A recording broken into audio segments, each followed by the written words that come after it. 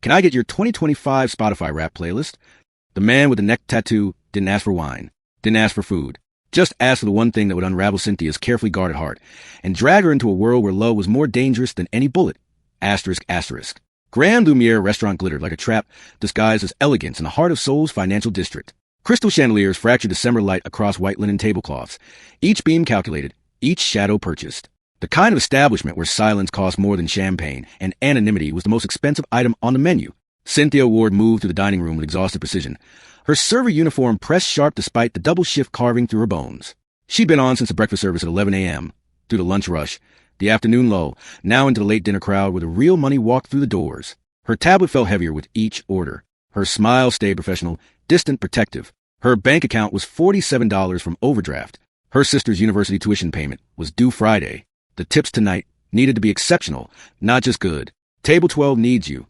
Marcus, the floor manager, appeared at her elbow, his voice dropping to something careful. VIP, private corner section. He requested you specifically. Cynthia's stomach tightened with practiced wariness. She'd never served him before. Didn't recognize the reservation name. Kim. Just one word, like a warning. Why me? Marcus wouldn't meet her eyes. He saw you across the room. Asked for you by description. Dark hair, elegant posture, the one who doesn't smile like she means it. Something in Cynthia's chest went cold. She approached table 12 like she approached everything in life. Carefully, deliberately, with her vulnerability locked behind professionalism. The table was tucked in the restaurant's most secluded corner, the spot reserved for politicians having affairs, celebrities hiding scandals, people who paid premium prices for invisibility. The man sitting there made her breath catch despite her bone-deep exhaustion. Korean, maybe 30, maybe ageless, devastatingly handsome in a way that felt dangerous. Tailored black suit that probably cost more than her monthly rent, dark hairstyle with casual perfection that suggested a team of professionals. But it was his eyes that stopped her. Dark, intense, carrying weight she couldn't name and didn't want to, and the tattoo. Intricate ink crawling up his neck from beneath his pristine collar, disappearing into his hairline. Serpentine, deliberate, beautiful in a way that screamed danger. He didn't touch the menu, didn't glance at the wine list. He just looked at her with unsettling, absolute focus. Good evening, sir. Can I start you with? Can I get your 2025 Spotify rap playlist? Cynthia's professional training kicked in even as her brain struggled to process the request. Of all the things wealthy men had asked her for over the years, phone numbers, dates, private meetings, this was new. That's not typically on our menu, sir. I know. His voice carried an accent, Korean shaped around perfect English, each word deliberate and weighted. But I'm asking anyway. She should have deflected, should have offered wine, appetizers, the chef's special.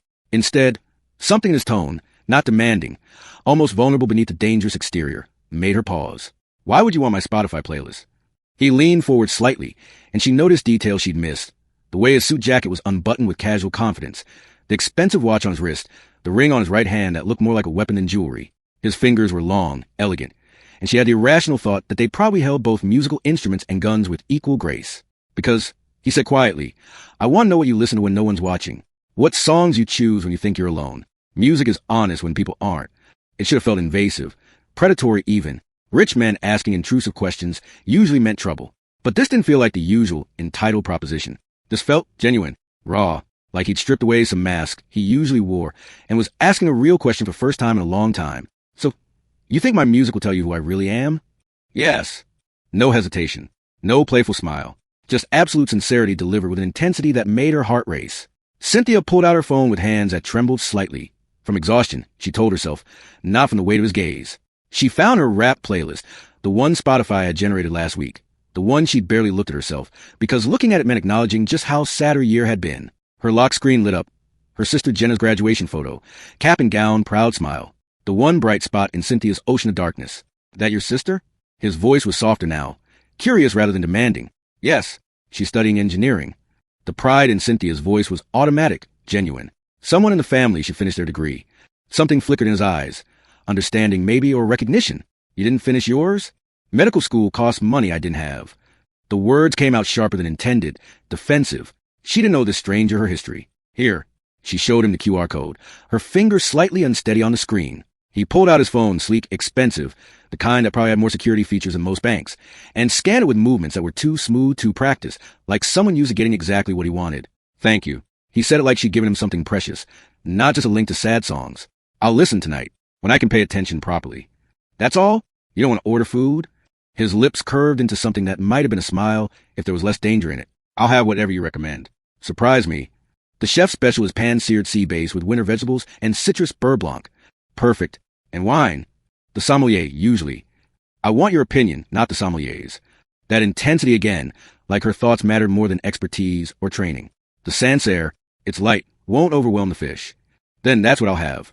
He held her gaze for another long moment, and Cynthia felt pinned by it, examined, seen in a way that made her uncomfortable and strangely validated at the same time. Thank you, Cynthia. The sound of her name in his accented voice, Korean vowels wrapped around English consonants, sent an involuntary shiver down her spine. Cynthia retreated to the kitchen with her heart beating irregularly, unevenly, in a rhythm that had nothing to do with exhaustion. So, Marcus was on her immediately, eyes bright with curiosity. What did Mr. Gorgeous and Terrifying want? My Spotify playlist. Marcus blinked. I'm sorry, what? You heard me. Cynthia entered the order into the system with fingers that felt clumsy. Sea bass Sancerre, table 12. That is the weirdest. No, actually, that's kind of brilliant. Marcus leaned against the stainless steel counter, arms crossed. Did you give it to him? Yes. Why? Good question. Why had she shared something so intensely personal with a stranger? Her playlist was basically an annotated map of her depression. Every lonely moment, every exhausted night, every time she felt invisible, all cataloged by an algorithm and packaged with cheerful graphics. He asked like he meant it. Cynthia said finally, like he actually cared about the answer. Girl. Marcus's voice dropped to something serious. That man screams danger. The suit, the tattoo, the way he moves. That's not just wealth. That's power. Probably the illegal kind. Cynthia knew he was right. Everything about Table 12 suggested a world she didn't understand and probably shouldn't want to. But there was something in the way he'd talk about music being honest. Something in the vulnerability underneath his dangerous exterior that had gotten past her defenses. I know, she admitted quietly. But Marcus, when was the last time anyone asked me a real question? Not can I get more water? Or what's the special? An actual question about who I am? Marcus's expression softened. Just be careful, okay? Men like that, they're beautiful and charming right up until they're not. I'm always careful. But as Cynthia delivered the wine with practiced grace, poured it while he watched her hands with unsettling focus, served the sea bass, and went through all the familiar motions of her job, she knew she was lying to herself. She wasn't being careful at all. Table 12 service stretched for over an hour. He ate slowly, methodically, like someone accustomed to dining alone. Refused dessert. Declined coffee. Just sat with his empty wine glass, phone face down on the white tablecloth, seemingly content to exist in the expensive silence Grand Lumiere sold by the hour. Cynthia was acutely aware of him throughout the evening, even while serving other tables. Every time she crossed the dining room, she felt his presence like gravity, pulling at her attention. At 11:47 p.m., he signaled for the check. Cynthia presented it in a leather folder reserved for VIP guests, her heart inexplicably racing. Whenever you're ready, sir. No rush. Thank you. He opened the folder, glanced at the total, $180 with the wine, and pulled out a money clip that was probably worth more than her car. He counted out bills without looking at them. Crisp hundreds, like he carried them routinely, placed them in the folder with deliberate care. Then he pulled out a business card, heavy cream stock, expensive, and wrote something on the back with a pen that had weight to it, quality that spoke of money and taste. For you, he said, sliding the folder back across the table. When his fingers brushed hers, Cynthia felt the contact like electricity. Thank you for trusting me with your playlist. She wanted to say something clever, something professional, but her voice had abandoned her. She just nodded, took the folder, and walked away feeling like the world had shifted on its axis. At the server station, Marcus materialized beside her. How much? Cynthia opened the folder with hands that weren't quite steady. 5 $100 bills lay inside. $500 on a $180 tab. Holy shit, Marcus breathed. But Cynthia was staring at the business card underneath. Heavy stock, cream-colored, expensive. No name, no company logo. Just a phone number embossed in simple, elegant font. On the back, in handwriting that suggested expensive education and practice calligraphy. Asterisk, I'll listen to your playlist tonight. If you want to know what I thought, call me. Asterisk. That's either the most romantic thing I've ever seen, Marcus said, reading over his shoulder, or the opening scene of a true crime podcast. Cynthia couldn't stop staring at the number, the handwriting, the invitation disguised as a statement. Why would he care what I think about his opinion of my music? Because that's not what he's really asking for, honey. Marcus's voice was gentle. He's asking if you want to see him again, and he's letting you decide. It was weirdly respectful for someone who basically bought her attention with a tip equal to 2 weeks of grocery money. Most wealthy men who propositioned her were less subtle, less courteous. She should throw it away. Should pocket the $500, because she definitely couldn't afford to refuse it, not with Friday looming. And forget about Table 12 and his dangerous eyes and his strange fascination with her sad songs. She should go home, eat something, sleep, and wake up tomorrow to do this all over again. Instead, she tucked the card into her apron pocket next to her phone. right over her heart, and finished her shift with her mind somewhere else entirely. Soul glittered outside Cynthia's car windows as she drove home at 1:13 a.m. The city never truly slept. Neon signs advertising everything from convenience stores to karaoke bars, delivery drivers on scooters weaving through traffic, groups of young people stumbling between clubs. She'd lived here for 3 years now, ever since Jenna got accepted to Seoul National University. Left everything behind in the States, her half-finished medical degree, her friends, her life, to follow her sister and work 3 jobs to keep her in school. It was supposed to be temporary. A gap year to save money. Then she'd go back to finish her MD. That was 3 years ago. Now she couldn't remember what temporary was supposed to feel like. The business card felt like it was burning a hole in her pocket. She looked at it 7 times during the rest of her shift. Memorized a phone number, even though she told herself she wouldn't call. I'll listen to your playlist tonight. Was he listening right now? In some expensive penthouse overlooking the Han River, surrounded by luxury she couldn't imagine. Was he hearing somebody that I used to know and understanding just how lonely she was? The thought made her feel vulnerable and seen in equal measure. When Cynthia finally pulled into her apartment complex, a modest building in a working-class neighborhood, nowhere near Grand Lumiere's glittering district, it was almost 1:30 a.m. She sat in her car for a long moment, engine off, staring at her hands on the steering wheel. Those hands had served a dangerous man tonight. A man with tattoos that meant something in a world she didn't understand. A man who'd paid her $500 to share her playlist and left her a phone number written in elegant script. She should be terrified. Instead, she felt awake for the first time in months. What Cynthia couldn't know, as she climbed the stairs to her small apartment, asterisk. The man who'd asked for her playlist had a name that made Seoul's underworld go silent. Minji. Just Minji. That was enough. He was 30 years old, and he'd been running the largest Korean crime syndicate in the city since the night his father had been assassinated 7 years ago. Since he was 23 and had to step over his father's body, blood still warm on marble floors, to take control before his enemies could. 7 years of violence. 7 years of calculated decisions and ruthless control. 7 years of learning that survival meant killing the part of yourself that could feel, that could be hurt, that could love. He'd forgotten what genuine emotion tasted like somewhere around his 24th birthday, when he had ordered the execution of his best friend for betrayal. When he'd learned that trust was currency and love was liability, and emotion was a weakness that got people killed. Until tonight. Until a tired waitress with guarded eyes and professional smile had shown him a QR code, and Minji had felt something crack open in his chest that he thought was dead forever. Now, in the back of his armored town car, bulletproof glass, reinforced doors, guards in front seat constantly scanning for threats that never stopped coming, Minji pressed play on Cynthia Ward's 2025 Spotify rap playlist. The first song hit him like a bullet he'd stopped feeling years ago. Somebody that I used to know. Gautier. Now you're just somebody that I used to know. Then, the night we met, Lord Huron. I don't know what I'm supposed to do. Haunted by the ghost of you. Skinny Love, Bon Iver. And I told you to be patient, and I told you to be fine. Hurt, Johnny Cash. I hurt myself today, to see if I still feel. Mad World, Gary Jules. All around me are familiar faces, worn out places, worn out faces. Every single song was devastatingly sad. Minji sat in the darkness, Seoul's neon lights sliding past the tinted windows like ghosts of life he couldn't remember living, and listened to the soundtrack of someone else's loneliness. It matched his own with terrifying precision. This woman, this exhausted, beautiful waitress working herself to death to save her sister, carrying an ocean of sadness behind her professional armor, had been honest with him, with a stranger, a customer, a man with death in his eyes and violence written in ink up his neck and blood on his hands from just 3 days ago. She'd shown him her wounds without knowing she was standing in front of someone whose own scars ran so deep they'd stopped bleeding years ago. By the time the playlist looped back to the beginning, Minji had made a decision that would change both their lives forever.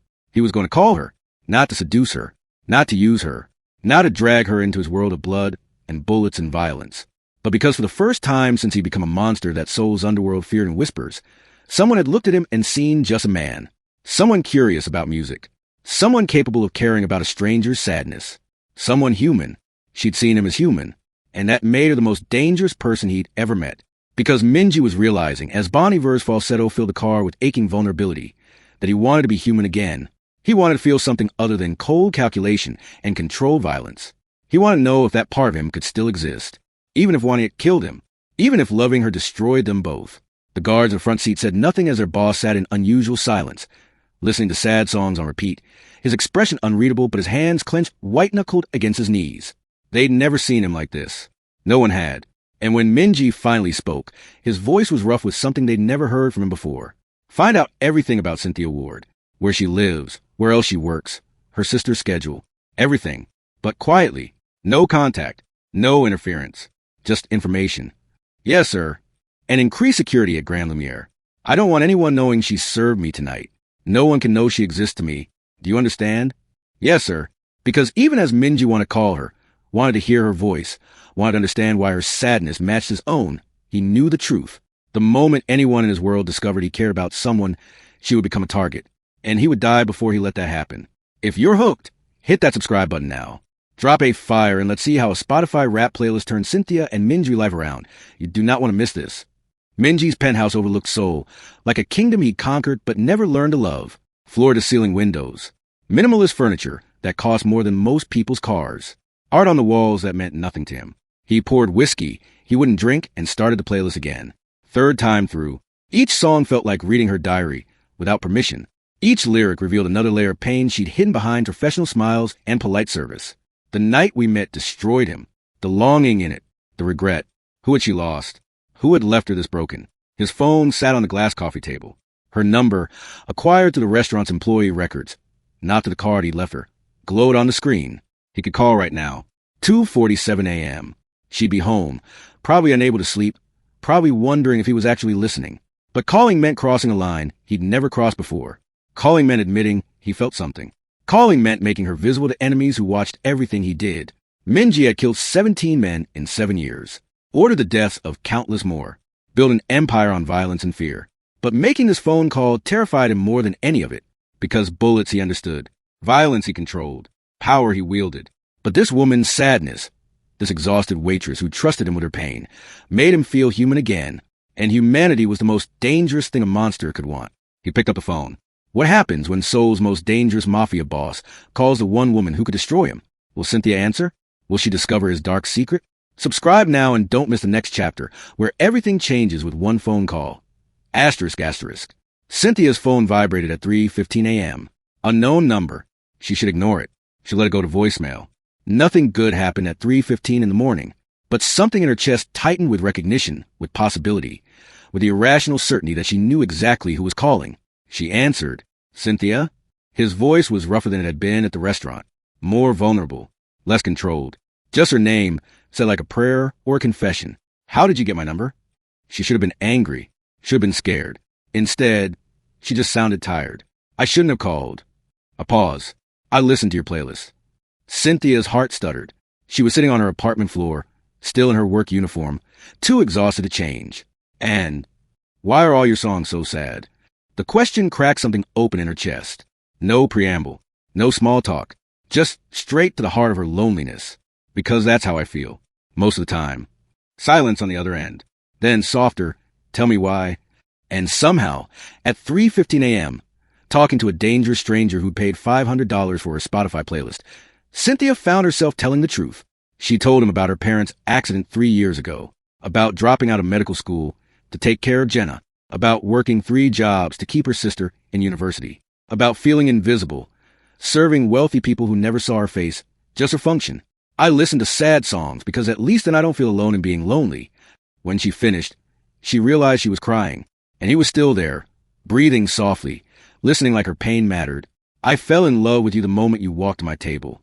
Does Cynthia believe him? What happens when she discovers the truth about who Minji really is? The next part reveals a confession that will change everything. Subscribe now to find out if love can survive in a world built on secrets and violence. Asterisk, asterisk. That's impossible. Cynthia's voice was barely a whisper. You don't even know me. I know you carry sadness like I carry violence. Minji's voice was raw, stripped of the control he'd had at the restaurant. I know you're strong enough to smile through exhaustion. I know I haven't stopped thinking about you for 48 hours. 48 hours? We just met tonight. You don't understand. A sound like he was moving, pacing maybe. I saw you 3 weeks ago. You were serving a table near mine. You laughed at something a customer said, but your eyes stayed sad. I've been coming back every night since, hoping you'd be working. Cynthia's breath caught. That's stalking. I know. No excuse. No justification. Just admission. I know it's wrong. But Cynthia, your playlist, every song matches what I feel. Every lyric. Like you're living inside the same loneliness I am. Who are you? She needed to know. Needed to understand why the stranger felt dangerous and safe simultaneously. Silence stretched between them. Seoul's night sounds filtered through both their phones, distant sirens, late-night traffic. The city that never truly slept. Someone who forgot how to feel until he heard you listening to Johnny Cash's Hurt and understood that someone else in the city was as broken as he was. Cynthia closed her eyes, tears sliding down her cheeks. I don't know if I can do this. Do what? Whatever this is. I don't have space in my life for complications, for dangerous men with neck tattoos and money and secrets. I know. His voice was gentle, devastated. But Cynthia, can we just talk? Just for tonight? Tomorrow you could decide I'm crazy and block my number. But tonight, can I just hear your voice? She should say no. She said yes. What secrets will they share in the darkness? How long can Minji hide his true identity? The next part reveals the moment when everything changes. Subscribe now to discover what happens when a mafia boss and a lonely waitress fall in love against all odds. Asterisk, asterisk. 3 months later, Cynthia's phone rang at exactly 11:47 p.m. It always did now. Their time, after her shift, before sleep, when Seoul's chaos quieted to a hum, and they could pretend the world was just the two of them.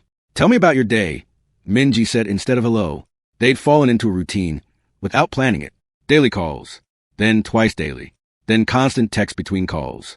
He learned her coffee order, ice Americano, extra shot. She learned his real laugh, rare, genuine, nothing like control version he showed the world. He sent flowers to Grand Lumiere with notes that made Marcus raise his eyebrows.